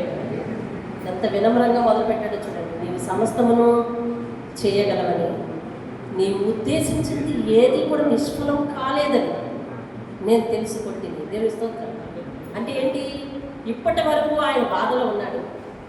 ఇప్పటి వరకు వీళ్ళు చూస్తే 3 పెనాలు పెట్టి ఏపేస్తున్నారు వీటిని. అయినా కూడా ఓపిక తెచ్చుకొని సమాధానం ఇస్తున్నాడు. ఇంతకాలం దేవుడు నన్ను ఇలాగే వదిలివేశాడు ఏంటి అని మనసులో అనుకుంటున్నాడు. ఏదైనా దేవుని ప్రణాళిక ఏదో ఉంది, ఇది నిష్ఫలం కాదు అని మనసులో అనిపిస్తుంది. ఇప్పుడు ఎప్పుడైతే దేవుడు వచ్చి అతనితో మాట్లాడాడో అతనికి అర్థమైంది ఏంటో తెలుసా? నీవు ఉద్దేశించింది ఏది నిష్ఫలం కానేరదు. దేవుని స్తోత్రం. తాను మనసులో విశ్వసించింది ఇప్పుడు ప్రాక్టికల్గా చూస్తున్నాడు అనమాట. ఏమండి అంటున్నాడు 3వ వచనంలో, జ్ఞానము లేని మాటల చేత యోబు తను తాను తగ్గించుకున్నాడు. చూసారా, జ్ఞానము లేని మాటల చేత ఆలోచనను నిరర్ధకము చేయు వీడెవడు, అలాగను వివేచన లేనివాడనై నేనే ఏమీ ఎరగక నా బుద్ధికి మించిన సంగతుల గురించి మాట్లాడానయ్యా, నన్ను క్షమించు. నేను మాట్లాడకూర్చున్నాను, దయచేసి నా మాట ఆలకించయ్యా. ఒక్క సంగతి నిన్ను అడుగుతాను ప్రభువా, దాన్ని నాకు తెలియచెప్తావా? వినికిడి చేత నిన్ను గూర్చిన వార్త నేను విన్నాను, అయితే ఇప్పుడు నేను కన్నులారా నిన్ను చూచుచున్నాను. కావున నన్ను నేను అసహించుకుని ధూళిలోను బూడిదలో పడి పశ్చాత్తాపపడుతున్నాను. అంతే మాట్లాడాడు. అంతే మాట్లాడాడు. ఏమంటున్నాడు? నువ్వు సమస్త క్రియలను చేయగలవు, నువ్వు ఉద్దేశించింది ఏది కూడా నిష్ఫలం కాదు. ఎప్పటి వరకు ఆలోచన లేకుండా ఎవడు మాట్లాడాడు అన్నావు కదా, నేనే మాట్లాడానయ్యా అంటున్నాడు. ఇప్పుడు వరకు వాళ్ళు కూడా మాట్లాడారు కదా, ఇవి ఈ ముగ్గురేనయ్యా దేవుడికి అప్పచెప్పట్ల. ఈయన అంటున్నాడు ఏమన్నట్టు, నేనే మాట్లాడానయ్యా, నేనే మాట్లాడాను. చూసి అంత తగ్గింపు. దేవుడు మాట్లాడుతుంటుండగా 38వ అధ్యాయంలో 2వ వచనంలో ఏమని అడిగాడు? జ్ఞానము లేని మాటలు చెప్పి చెప్పండి ఆలోచన చెప్పుచున్న వీడెవడు అని అడిగాడు. అవునా? అది ఎవరిని ఉద్దేశించి అడిగాడో అప్పుడు మాట్లాడుతున్నవాడు మాత్రం ఎలీఫజు. కానీ యోబు దేవునితో మాట్లాడటం మొదలుపెట్టి అంటున్నాడు, అయ్యా నిరర్ధకంగా ఆలోచన లేకుండా మాట్లాడిన వీడెవడని మీరు అడిగారు కదా, నేనేనయ్యా, నేనే ఇప్పటి వరకు ఆలోచన లేకుండా మాట్లాడాను, తొందరపడిన వాడినై మాట్లాడాను, ఏమీ ఎరగక నా బుద్ధికి మించింది మాట్లాడేశాను. చూసాం అతను ఇప్పటి వరకు ఏమేమి మాట్లాడాడో ఆణిముత్యాలు లాంటి మాటలు మీరు రాసుకున్నారు కదండి, చదివాం కదండి. ఇప్పటి వరకు ఒక్కొక్క అధ్యాయంలో ఒక్కొక్క వచనం మంచుకు చూశాం కదా. అందులో దేవుడు ఏమైనా కించపరిచినట్టుందా? దేవుడు ఘనతను ఎక్కడైనా కింద పడవేసినట్టుందా? దేవుడు అంటున్నాడు బైబిల్లో, నన్ను గణపరచువారు నేను గణపరుస్తాను అంటా ఉన్నాడు. దేవుని స్తోత్రం కలుగునుగా. దేవుడు ఎక్కడైనా అవమానపరిచినట్టుందా? ఇన్ని కష్టాలు నాకు ఎందుకు కలగజేసామని ప్రశ్నించినట్టుందా? స్నేహితులు ఒకదానికి ఒకటి తోటాలు లాంటి మాటలు పొడుస్తున్నప్పటికీ కూడా దేవుని దగ్గర మరణ మగు వరకు నేను ఎంత మాత్రం యథార్థత వేడను అని చెప్తా ఉన్నాడు యోబు. అయినా ఇంత వందరంగా మాట్లాడినా కూడా దేవుడు కనిపించేసరికి అంటాడు, అయ్యా ఆలోచన లేకుండా మాట్లాడింది నేనే, నా బుద్ధికి మించిన మాటలు మాట్లాడిసానేమో, అంటే నా మాటల్లో దోషం ఉందేమో. ఈ ప్రశ్న మనందరికీ ఉండాలండి. ఎవరైతే తమ నోటిని కాచుకుంటారో వారు ధన్యులండి. నోటిని కాచుకోవాలి, నోటిని దాచుకోవాలి, జాగ్రత్తగా పడాలి. విస్తారమైన మాటలు మాట్లాడేస్తున్నాం. ఆ విస్తారమైన మాటలో కొన్నే మన ఇద్దరి కోసం, అంటే ఏ ఇద్దరు మాట్లాడుకుంటారో ఆ ఇద్దరి కోసం, మిగిలినవన్నీ ఇద్దరి కోసం. కాబట్టి మనము మాట్లాడే ప్రతి మాట కూడా చాలా జాగ్రత్తగా మాట్లాడుకోవాలి దేవుని స్తోత్రం. కాబట్టి దేవుడు అంటాడు, యోబు అంటా ఉన్నాడు దేవుడితో, ఇంకొక మాట నేను అడగచ్చా? అయ్యా పర్మిషన్ ఇస్తే నేను ఒక మాట అడుగుతాను. ఇప్పటి వరకు నీ గురించి విన్నానయ్యా, ఇప్పుడైతే నేను కన్నులారా నేను చూస్తున్నాను, నాకు అనిపించింది నన్ను నేను అసహించుకుంటున్నాను, నేను నీ ఎదుట పరిశుద్ధుడి కాదు, నేను నిన్ను నేరుగా చూసినప్పుడు నాకు అర్థమైందయ్యా నేను పరిశుద్ధుడి కాదు అంటాడు. దేవుని స్తోత్రం కదా. నాకు తెలిసి ఈ మాట ఎప్పుడో మన వర్తమానంగా విన్నట్టుంది కదా, ఉందా? గుర్తుంది? ఎంతమంది గుర్తుంది? ఇది వర్తమానం అయ్యిందా మన చర్చిలో? అయిందా? అందరూ గుర్రం వేస్తే మీరు గుర్రవుతున్నారా? ఎంతమందికి నిజంగా గుర్తుంది? అయ్యా నేను కన్నులారా ఇప్పుడు చూస్తున్నాను, ఎంతవరకు నీ గురించి విన్నాను అంతే. వినే ఆయన అంత యథార్థంగా, అంత నీతిమంతుడిగా, అంత దేవుని ఎన్ని భయభక్తులు కలిగి అంత చెడుతను విసర్జించి ఉంటే ఆయనకి ఏ బైబిల్ ఉంది? భూమి మీద మొట్టమొదట రాయబడ్డ గ్రంథమే యోబు గ్రంథం అంటారు. భూమి మీద మొట్టమొదట రాయబడ్డ గ్రంథం యోబు గ్రంథం. కానీ మోషే వచ్చిన తర్వాత నాయకుడిగా, మోషే కాలంలో దేవుడు తన ధర్మశాస్త్రాన్ని ఇచ్చాడు కాబట్టి మోషే అనుకున్నాడు సృష్టి క్రమం నుంచి రాయాలి. కాబట్టి అతను సృష్టి క్రమం నుంచి రాసిన కారణంగా సృష్టి క్రమం అయిన తర్వాత అన్నీ కలిగాయి కాబట్టి ఆ ధర్మశాస్త్రంలో ఉన్న సృష్టి క్రమాన్ని ఆదికాండం అని పేరు చెప్పి మోషే రాసిన 5 గ్రంథాలు, ఆదికాండము, నిర్గమాకాండము, అలాగే లేవీకాండము, సంఖ్యాకాండము, ద్వితీయోపదేశ కాండము, వీటిని బైబిల్ గ్రంథంలో ముందు పేర్చడం జరిగింది. యోగుకి ఏ బైబిల్ లేదు.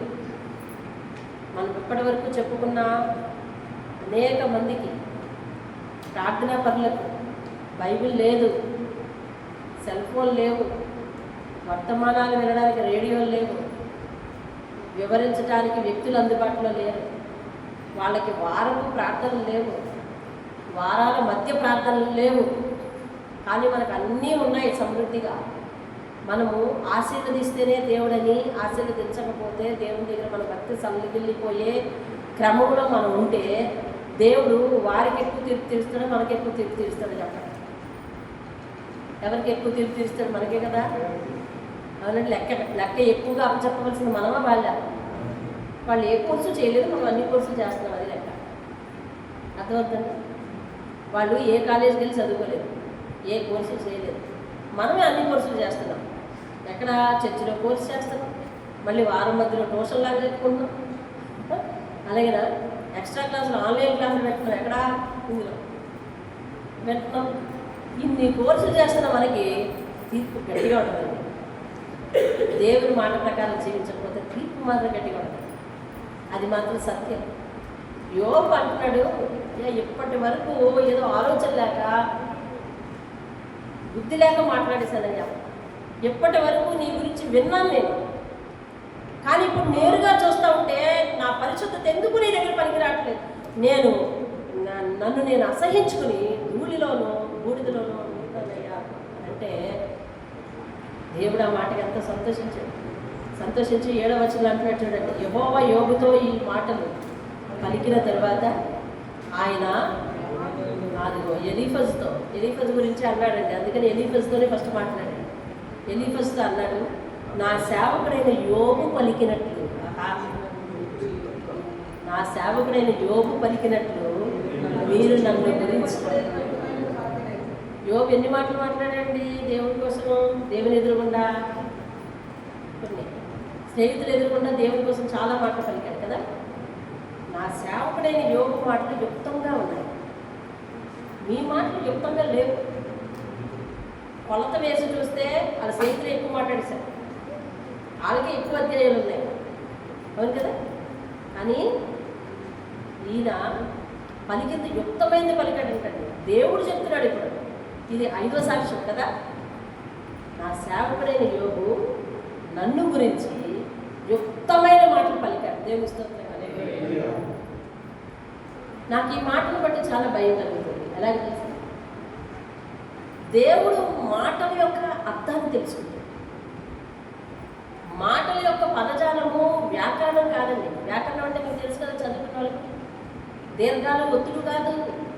ఎంత ఖరీదైన పదం ఉపయోగించావు, ఎంత పుస్తకంలో ఉన్న పదం ఉపయోగించావు, బైబిల్లో ఉన్న పదం ఉపయోగించావు అనేది కాదు దేవుడు చూసేది. మాటల యొక్క అర్థాన్ని చూస్తాడు.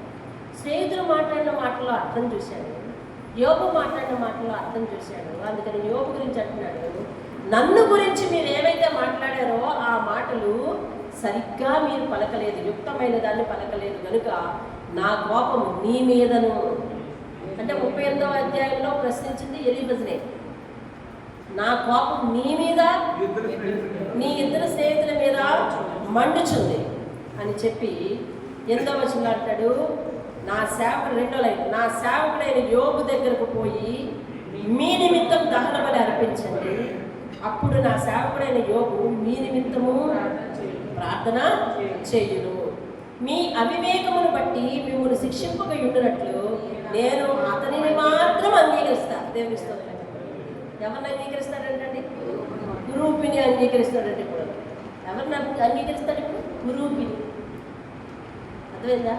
మనం ఏ స్థితిలో ఉన్నామనే దేవుడికి అవసరం లేదు. లాజరు ఎలా ఉండేళ్ళాడండి పరలోకం?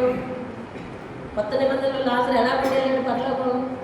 దిక్కుమాలిన స్థితిలో ఉండేళ్ళాడు పరలోకం కదా. అలాగా ఈయన మీరు శిక్షింపకుండానట్లు నేను అతన్ని మాత్రం అంగీకరించేదని, అలాగనగా నా సేవకుడైన యోబు పలికినట్లు నన్ను గురించి యుక్తమైనది పలకలేదు. మళ్ళీ 2వసారి అంటున్నట్టు ఏమండి. అప్పుడు 9వ వచనంలో చూడండి, 2వ లైన్, యెహోవా తమకు ఆజ్ఞాపించినట్లు చేయగా యెహోవా వారి పక్షమున యోబును అంగీకరించెను. దేవుని స్తోత్రం కలుగునుగా. 10వ వచనం, మరియు యోబు తన స్నేహితుల నిమిత్తం ప్రార్థన చేసినప్పుడు యెహోవా అతని క్షేమస్థితిని మరలా అతనికి దయచేశారు. ఇప్పుడు స్వస్థపరచబడ్డాడండి. ముందు ఎవరి గురించి ప్రార్థన చేశాడండి? శత్రువుల కోసం ప్రార్థన చేశారు. మనం వచ్చి ఏం చేశారండి? సెలవు పెట్టుకుని వచ్చినంత మాత్రాన చక్కగా మాట్లాడారు వాళ్ళు లేదు, శత్రుత్వంగా మాట్లాడారు కదా. యుక్తమైందని పలకలేదు, అంతర్ధానం బాగాలేదు, హృదయం బాగాలేదు. ఆ హృదయాన్ని చూశాడు. మీరు యుక్తమైందని పలకలేదు కాబట్టి నాకు మీ మీద కోపం వచ్చింది అని చెప్పినప్పుడు యోబు వారి గురించి ప్రార్థన చేస్తే నీ ప్రార్థన ఒప్పుకుంటానని చెప్పి ప్రార్థన చేస్తే యోబు ప్రార్థన చేయగా దేవుడు ఏం చేశాడంటే వాడిని క్షమించాడు, అంగీకరించాడంటే దేవుని స్తోత్రం కలుగుతాడు. ఆ తర్వాత యోబుని దేవుడు ఏం చేశాడంటే క్షేమస్థితిని అతనికి కలుగు చేశాడంట. దేవుని స్తోత్రం కలుగుతాడు. హల్లెలూయా. మరియు యోబునకు పూర్వము కలిగిన దానికంటే రెండింతలు అధికముగా యెహోవా అతనికి దయచేశాను. అప్పుడు అతని సహోదరులందరూ, అతని అక్క చెల్లెలందరూ, అంతకుముందు పరిచయమైన వారందరూ వచ్చి అతనితో కూడా అతని ఎంట అన్నపానములు పుచ్చుకొని యెహోవా అతని మీదకి రప్పించిన సమస్త బాధను ఎంత లేసు దుఃఖములు పొందావయ్యా అని అతని కొరకు దుఃఖించచ్చు అతన్ని ఓదార్చిరి. దేవుని స్తోత్రం కలుగునుగాక. హల్లెలూయా. అది కాక ఒక్కొక్కడు ఒక్కొక్క వరహాన్ని, ఒక్కొక్కడు ఒక్కొక్క బంగారు ఉంగరాన్ని తీసుకొచ్చి ఇచ్చాడంట. అది యెహోవా యోబును మొదట ఆశీర్వదించిన దానికంటే మరి అధికంగా ఆశీర్వదించాడంట. 13వ వచనంలో మరలా అతనికి 7 కుమారులను 3 కుమార్తెలను ఇచ్చాడంట. 15వ వచనం ఆ దేశమంతటను యోబు కుమార్తెలంత సౌందర్యవంతులు ఎవ్వరు లేరంట. వారి తండ్రి వారి సహోదరులతో పాటు వారికి ఆస్తిని పంచేంత ఆస్తి విస్తారం చేశాడంట. దేవుని స్తోత్రం. హల్లెలూయా. మనం ఏ స్థితిలో ఉన్నాను అండి? శత్రువులతో సమాధానపడి క్షమించి ప్రార్థన చేయాలి.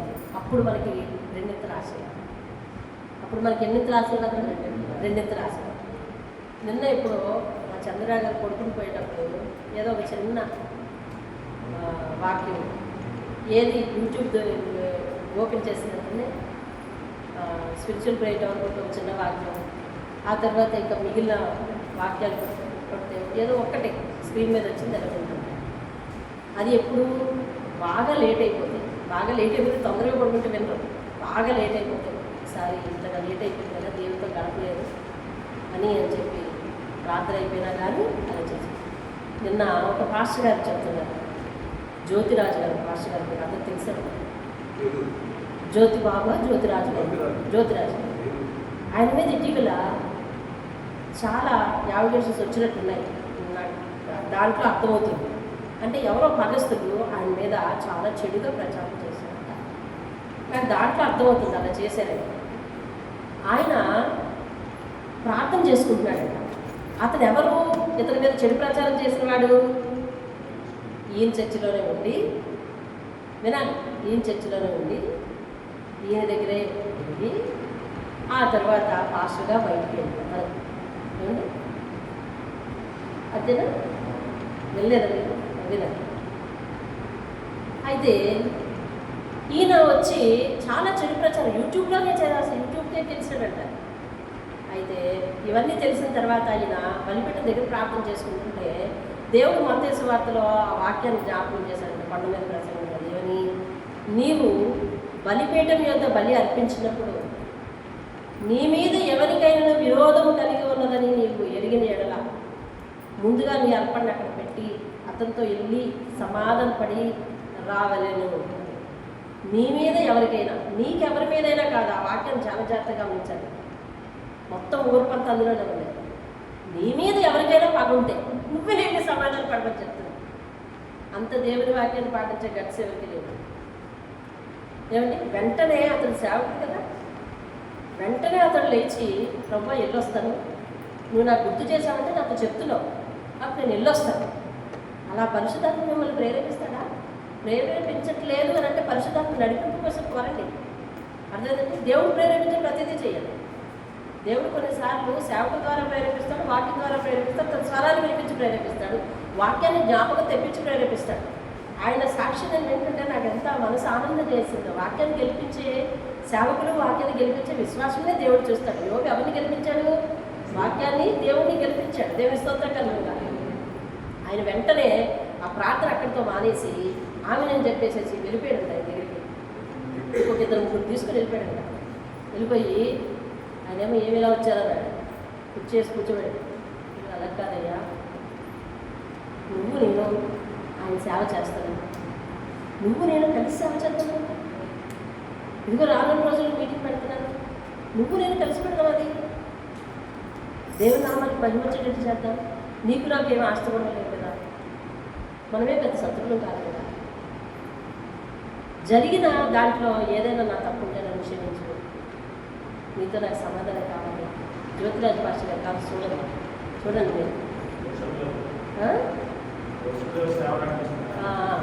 అతను ఏమండి అలా చేస్తూ ఈయన మాట్లాడితే సరే సరే సరే సరే అని. అయితే రేపెల్లింట్లో మనం మీటింగ్లు పెట్టడం, ఆ మీటింగ్కి మీరు ప్రసంగికులకి వస్తారు కదా అని అడిగాడు.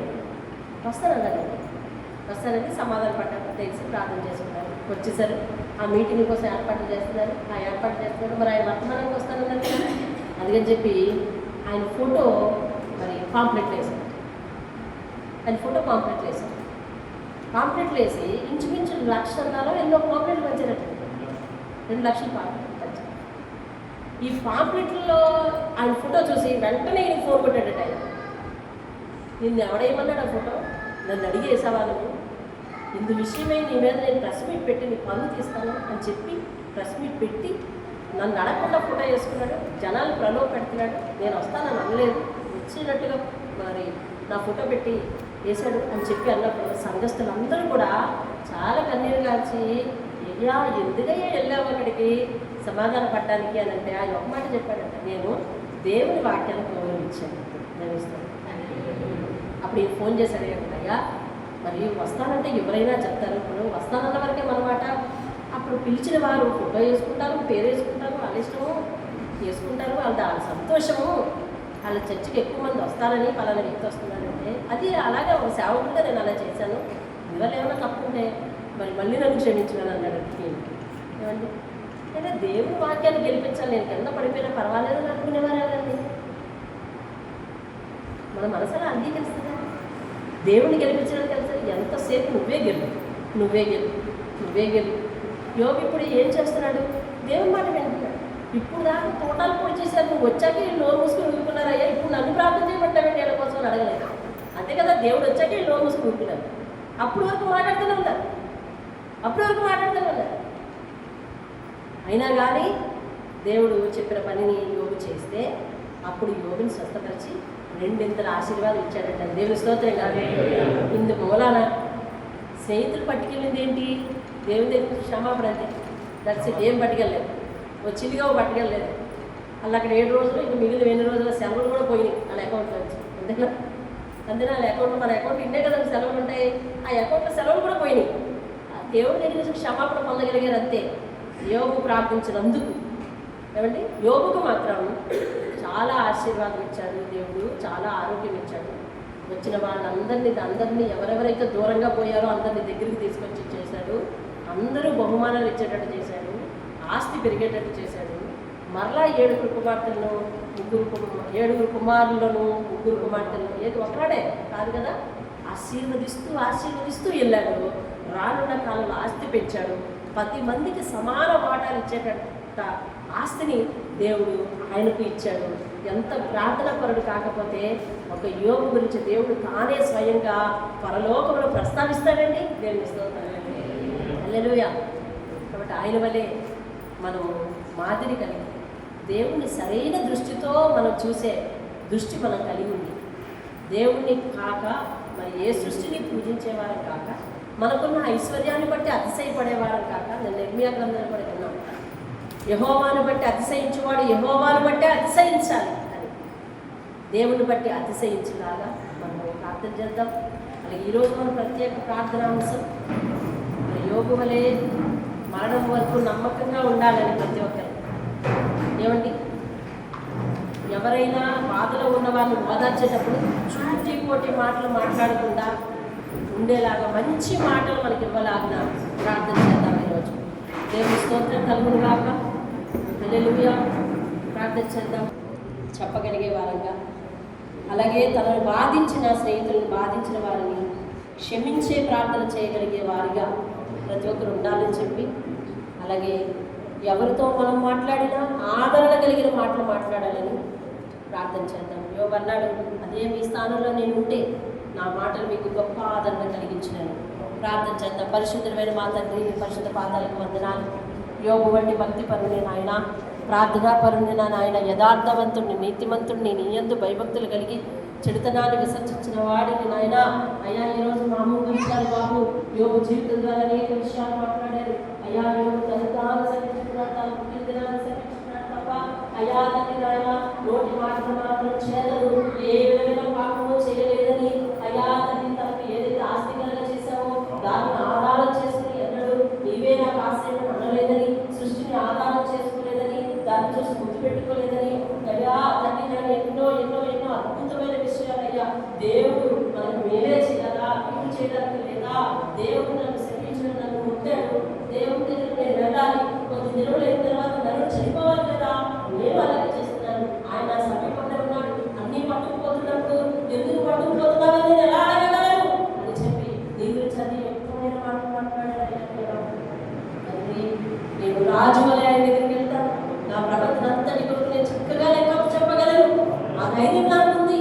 ఆయన నన్ను కాసులో వేసి చూసుకున్నాడు కాబట్టి నేను ఎవరికి అన్యాయం చేయలేదని ధైర్యంగా చెప్పగలుగుతున్నాడు. మా గుణగణాన్ని బట్టి అయ్యా నేను ఎవరికి అన్యాయం చేయలేదు అని చెప్పగలిగిన ధైర్యం మాకు లేదు బాబు. అయ్యా, మా మాటలు నీ దృష్టికి ఎలా ఉన్నాయో, మా బుద్ధులు నీ దృష్టికి ఎలా ఉన్నాయో, మా గుణగణాలు నీ దృష్టికి ఎలా ఉన్నాయో, మేము విస్తరించి మాట్లాడుతున్నామేమో, వాటిల్లో తప్పనిసరిగా దోషం దొరుకుతుందేమో, వీటి గురించి మేము క్షమాపణ అడగట్లేదు కదా నా నాయన, మమ్మల్ని ఎలాగో క్షమిస్తావు నా నాయన. దేవా, యోబు అంటున్నాడు, అబద్ధమాడను, నా నోటి మాట చేత అబద్ధమాడను, మరణం ఒకరంత వరకు నేను నా విశ్వాసత నిన్నను వేదను అని చెప్తాను. దేవా, నువ్వు పలికినప్పుడు ప్రభువా యోబు సంతోషించాడు. అయ్యా, నిన్ను నేను ఇప్పటి వరకు మాట మాత్రం విన్నానయ్యా, ఇప్పుడు కన్నులాగా చూస్తున్నాను, నువ్వు ఏది చేసినా నిష్ఫలం కాదు అని నీ గురించి గొప్పగా మాట్లాడుతున్నాడయ్యా. నా పరిశుద్ధత అయ్యా తండ్రి, నా యొక్క భక్తి జీవితం నీ ఎదుట అయ్యా తండ్రి సరికాదు నాయన, నన్ను నేను అసహించుకుంటాను. నీ సన్నిధిలో నేను తప్పుగా మాట్లాడలేమో అని పశ్చాత్తాపడుతున్నాడు. దేవా, అటువంటి సద్గుణం మాకు కూడా దయచేయి నాయన. ఆయన అటువంటి పరిస్థితి నాయన తండ్రి నాయన వస్తే మేము అలా విశ్వాసం ఉండలేమేమో కదా. యోబు జీవితంలో నాయన నువ్వు నమ్మకస్తులని ఏంచి అయ్యా సోదరును ప్రవేశింపజేసి సోదరులో గెలిచే శక్తిని కూడా ఇచ్చున్నావు దేవానికి స్తోత్రాలు. పైగా నాయన తనను చూచిపట్టి మాట్లాడి బాధ పెట్టిన స్నేహితుల కొరకు క్షమించమని విజ్ఞాపన ప్రార్థన చేయగలిగాడు. అయ్యా, కన్నీరు గార్చి ప్రార్థన చేశాడు, కన్నీటితో కష్టాలను అనుభవించాడు, ఓర్పును తెచ్చుకోగలిగాడు. అయ్యా తండ్రి, అటువంటి పరిస్థితి నాయన అయ్యా తండ్రి యోగు కలగజేస్తున్నావు. అయ్యా, మా జీవితాల్లో చిన్న చిన్న కష్టాలకు మేము తొలగిపోవద్దయ్యా. అయ్యా, చిన్న చిన్న శ్రమలకు నష్టాలకు మేము తొలగిపోవద్దయ్యా. నీ ఎదుటి యథార్థంగా ఉన్నట్లు సహాయం చేయండి అయ్యా. నోటి మాట చేతులు మాత్రం చేతనైనను నీ గురించి మేము నాయన తండ్రి నాయన ప్రశ్నార్థకంగా మాట్లాడడానికి వీల్లేదు ప్రభువా. అయ్యా తండ్రి, ఎవరైనా అటువంటి కష్టాల్లో శ్రమల్లో ఇరుకుల్లో ఇబ్బందుల్లో ఉంటే కనుక మేము వెళ్ళి మాట్లాడినప్పుడు మా నోటి మాట వారికి ఆదరణ కలిగించేటట్టే ఉండాలి తప్ప వారిని బాధ పెట్టేటట్టు ఉండద్దయ్యా. నీ ఎదుటి యుక్తమైన దాన్ని పలకడానికి వారి జ్ఞానం అట్టి స్థితి అట్టి జ్ఞానం అందరికీ దయచేయండి. ఇతరుల కొరకు బాధించే వారి కొరకు ప్రార్థన చేస్తే అయ్యా తండ్రి నాయన రెండింతలా అయ్యా ఆశీర్వాదాలు మీరు సెలవిస్తున్నారు.